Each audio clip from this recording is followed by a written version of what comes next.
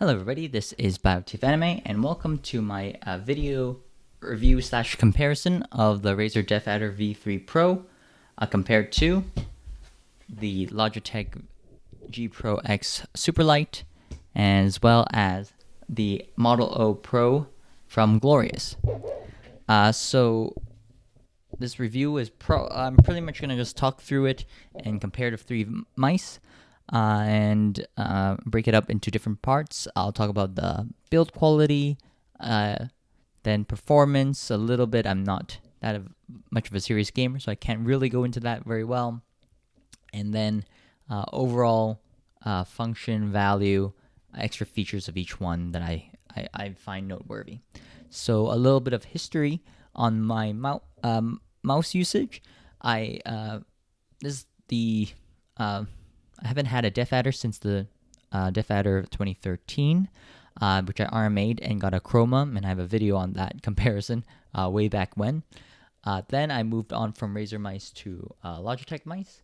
I had the G502 Proteus core, so the first one, and that was great. That was a staple good mouse, but it was a bit heavy, which everyone knows, so I went over to a wired G Pro, the egg-shaped one that has the glowing ring, and then after that, I went wireless with the G Pro X Superlight, so that was 2 years ago, and then I went on to a Model O Pro because I thought it was pretty cool and the colors looked nice, but I have an issue with this one, so I'll talk about that in terms of build, and then I went on to the DeathAdder V3 Pro, and that's what I'm maining currently. So let's go over build quality first, because I am not a very serious gamer. I don't really play competitive FPS, so I just play League of Legends pretty much, and also single-player shooter games. So that's the perspective I have on these, and I mainly palm grip, so that's the area I'm coming from, and so let's talk about the build quality of each one. The first is the DeathAdder V3 Pro, and I think it has the best build quality out of these three. I think the Logitech G Pro X is very close second. They're pretty much tied, but I'll give the edge to the Razer DeathAdder V3 Pro. There's no creaking or anything when you're gripping it. As everyone knows, there's no holes, of course. Well, none of these have visible holes, so that's great. That's one of the reasons I got all these mice. So I think the best part, all the clicks are great. They sound great. They feel great. Scroll wheel is nice. But I think it has some of the best side buttons currently on any mouse. Because it has no post or pre-travel for any of these. I think that's what it's called. So if you press it down, it's very clicky, very responsive, and it feels amazing. There's also the mouse feet that works just fine for me. It slides very well on this mouse pad, which is an artisan Heian. And I think overall it's great. I'll also talk about the texture. I think the texture feels really good. It is a little rougher than the other two mice, and that helps me in terms of my grip. I don't like to use grip tape. I find it too sticky for any of them, and then haven't tried any of the aftermarket things, but I don't really like to use grip tape. But this roughness really does help with my grip on it, and my hands are usually dry, and I wash them frequently, so they don't get too clammy, which makes the G Pro X a little too slippery for me. But so love the texture, and I think that's why it's my number one. Number two, let's go into G Pro X. So this is the legendary mice here, very staple in everyone's arsenal. But what I think is that for me it's a little more slippery because of the smooth texture, but everything else is great. And the one part that I talked about was the side buttons. I'm not sure if I can show it very clearly, but I can push in a little bit and it gives a little post travel. I think I'm a little too far away. So that's the one part I found this to be inferior. But overall, it still is great. Great mouse overall, and also the shape wise. Let me go back quickly. I don't mind. I don't really have a preference for shape. I think Ergo mouse is fine, and feels great in the hand. But I do lose a bit of control compared to symmetrical mice. I feel that symmetrical mice plus the height of this makes it a little less control for me, which doesn't mind because I'm not playing anything very competitively, but it feels comfortable just using it for normal browsing versus these two where I feel I have a little more control, but it's slightly less comfortable, especially the more lower mice, which is the G Pro, not G Pro. This is the Model O Pro. But let's talk about the Model O Pro. So what I had with this was that I don't have the QC issue of it rattling. So if I shake it, it's relatively quiet. There's a little bit of shift I feel when I push on the shell, very slight. Like the seams, I can feel it a little bit more. But overall, it's still a pretty nice, sturdy build. And in terms of side buttons, it has the most post travel in what I feel like. So I can really squish them in if I press hard enough. So that's why I would knock it a little bit more. And also, even though I didn't have the rattle issue, I have a different defect, which is the left click is double clicking. So Glorious did do things right for me. So they gave me a full refund, or the other option was to go for a different, have them send me a replacement. But I didn't take it because I was kind of already set on trying out the DeathAdder once this broke.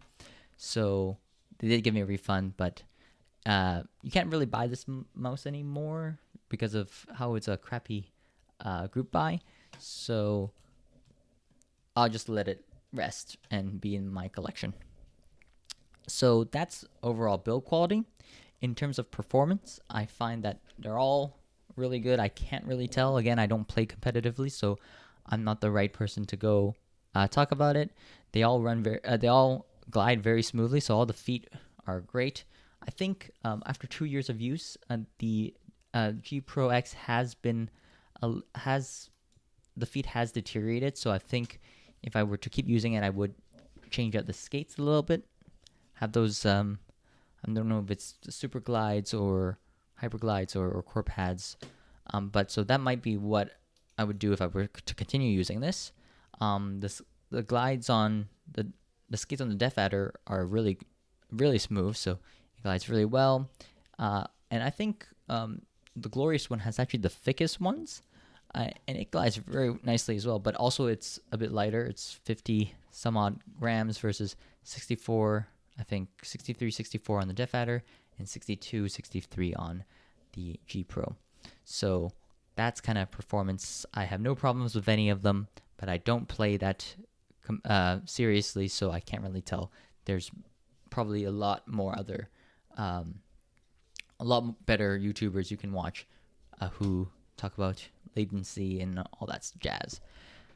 So let's go on to some other overall features, accessories, that kind of thing. In terms of cables, I have the so this is the DeathAdder cable. Very nice, very loose, or very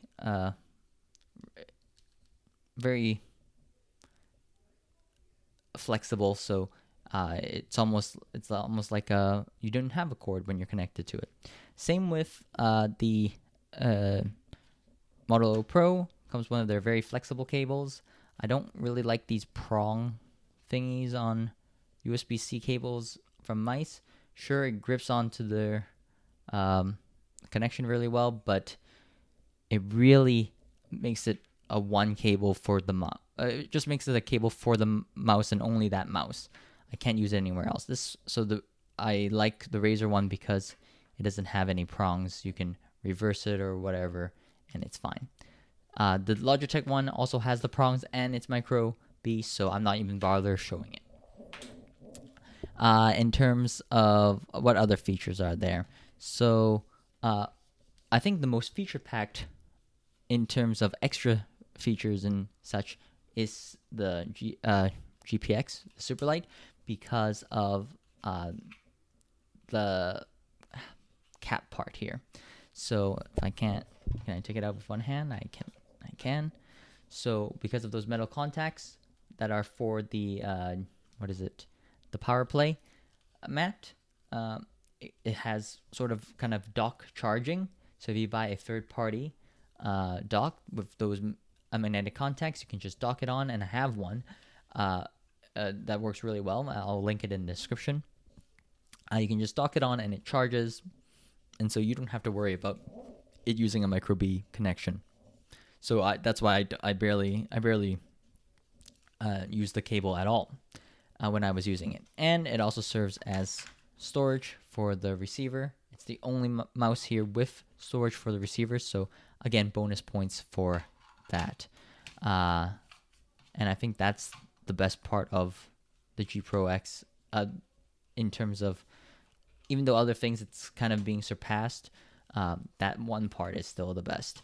The DeathAdder, the V2 had the charging contacts for the Razer dock, but they took it out for the V3 and also the Viper V2 Pro, so that's one thing that's missing. And not really a con if you don't use it, if you don't mind just plugging it in, but it is something missing compared to the G Pro X. Another con I have for the DeathAdder V3 Pro is that the power button is not a switch. It is, you have to hold it to turn it off. One-handed is still possible, it just takes a little longer.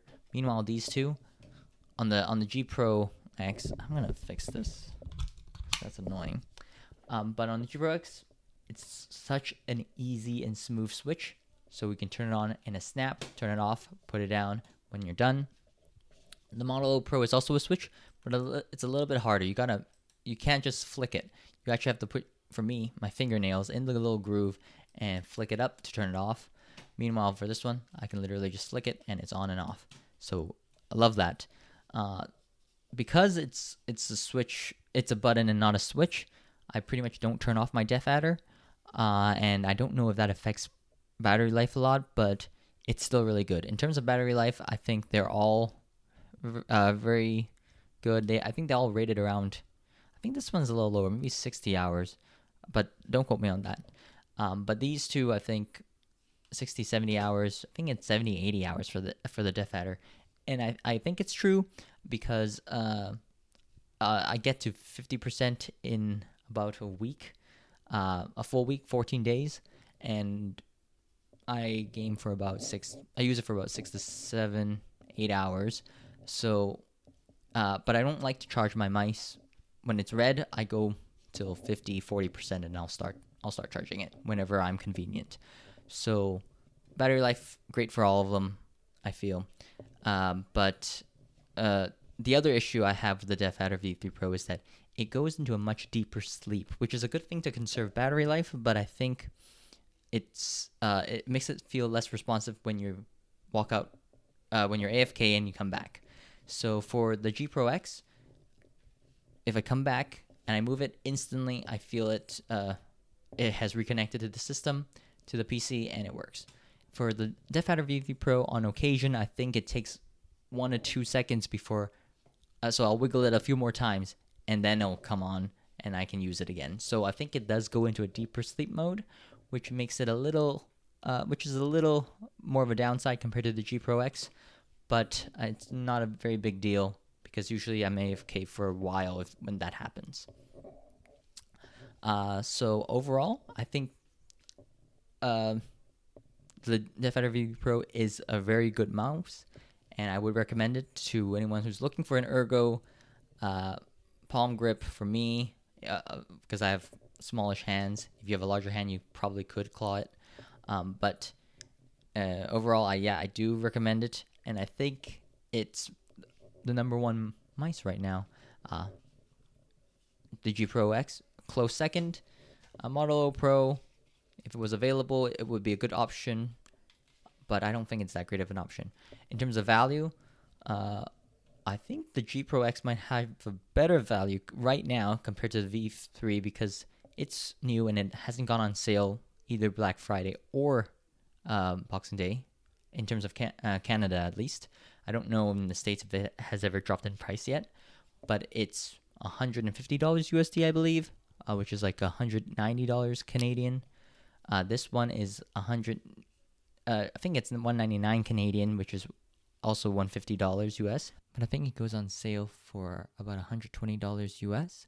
So that's $150 Canadian about. Value wise, I think the G Pro X is better than the V3 Pro right now, but it's old. It's really old in tech wise years. Model Pro, $99, but with it being a group buy, I don't think it's in the conversation for value. So yeah, I think that's pretty much my review. In the end, I'll put in some sounds. Here's a sound test for the mouse clicks as well as the texture, because I think that how rough it is, you can kind of tell through if I just rub my finger through it, and next to the mic you can hear it. So enjoy the clicks, the click sound test as well as the texture sound test, and I hope you enjoyed the video. I hope it helped you out, and thanks for watching.